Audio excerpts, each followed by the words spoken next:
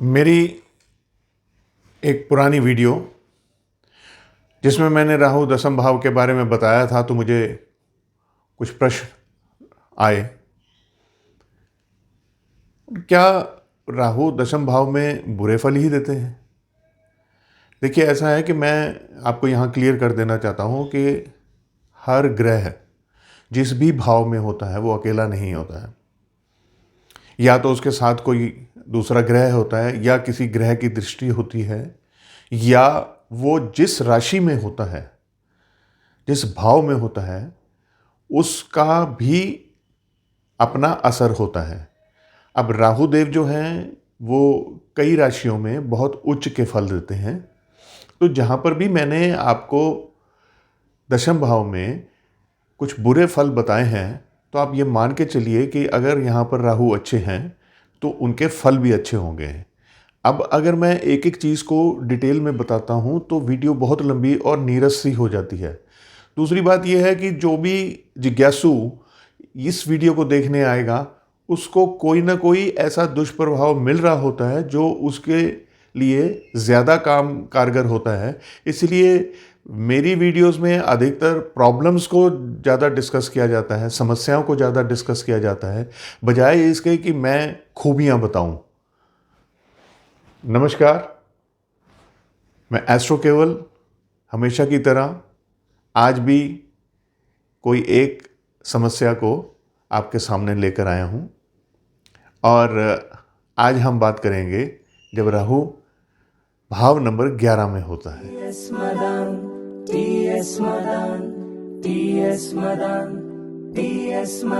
आपने नोटिस किया होगा कि कुछ लोग, शायद आप भी, यानी मैं जब आप संबोधित करता हूं तो ये उसके लिए होता है जिसका, यानी इस वीडियो में अगर मैं आप संबोधित करूंगा तो इसका मतलब ये होगा कि जिसका राहु भाव नंबर 11 में होगा। अब इसमें कुछ अच्छे फल ये होते हैं कि अचानक ही बहुत ही बड़ी बिजनेस में कामयाबी मिल जाती है, बहुत अच्छी कमाई मिलनी शुरू हो जाती है। ये ज़्यादातर जब इसकी दशा और महादशा या अंतरदशा या प्रत्यंतर दशा आती हैं तो ये फल बढ़ जाते हैं, ये ज़्यादा मिलते हैं। किसी भी ग्रह के बारे में बात होगी तो आप ये समझ के चलिए कि उसकी दशा, अंतरदशा, प्रत्यंतर दशा को भी आपने इस बात को सोच के चलना है कि इस वक्त इनके जो परिणाम हैं, अच्छे या बुरे, वो बढ़ जाएंगे। अब जिनका राहु 11 नंबर भाव में होता है, एक तो उनको नॉलेज बहुत होती है। ये नॉलेज जो लेकर आते हैं, ये जो ज्ञान लेकर आते हैं ना, वो पूर्व जन्म का ज्ञान है, एक तरीके से मान के चलिए। और इस जन्म में वो उसको बढ़ाते हैं, ऐड करते हैं। दूसरी चीज़ ये है कि इनको अचानक ही धन की प्राप्ति होती है, अचानक ही प्रॉफिट होता है इनको काम में। और तीसरी बात ये होती है कि इनका एक अपना सोशल नेटवर्क बहुत बड़ा होता है। बड़े भाई बहनों के साथ में इनके संबंध बहुत अच्छे होते हैं। ये मैं बात कर रहा हूँ अगर राहु 11वें भाव में अच्छे बैठे हो तो। इस भाव में इनको शनि की शक्ति चाहिए होती है, जिस कारण से ये अपने प्रभाव अच्छे या बुरे दे पाते हैं। कुछ इनके बुरे फल भी डिस्कस कर लें। एक तो जिनके भी राहु इस स्थिति में होता है, वो जब पैदा होते हैं तो उनके पिता के संघर्ष जो हैं वो बढ़ जाते हैं।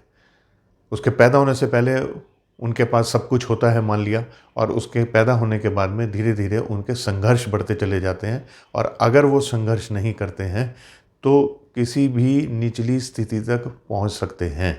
इनकी इनकम तो ठीक होती है, लेकिन खर्चे बहुत अधिक होते हैं, और इतने अधिक खर्चे होते हैं कि धीरे धीरे धीरे धीरे ये ऐसी स्थिति में पहुंच जाते हैं कि घर का सोना तक बिक जाता है। बिजनेस कर रहे हैं तो जो कमाई है उसमें बहुत फ्लक्चुएशंस होती हैं, कभी तो अर्श पर और कभी फर्श पर। और अगर जॉब में है तो नौकरी बदलती रहती हैं, नौकरी छूटती रहती हैं। एक नौकरी छूटी, दूसरी ढूंढी, बड़ी मुश्किलों से दूसरी मिली, फिर उसमें थोड़ा सा कुछ परेशानी आ जाती है, फिर तीसरी, फिर चौथी, ऐसे इनकी नौकरियां बदलने की भी एक स्थिति उत्पन्न हो जाती है।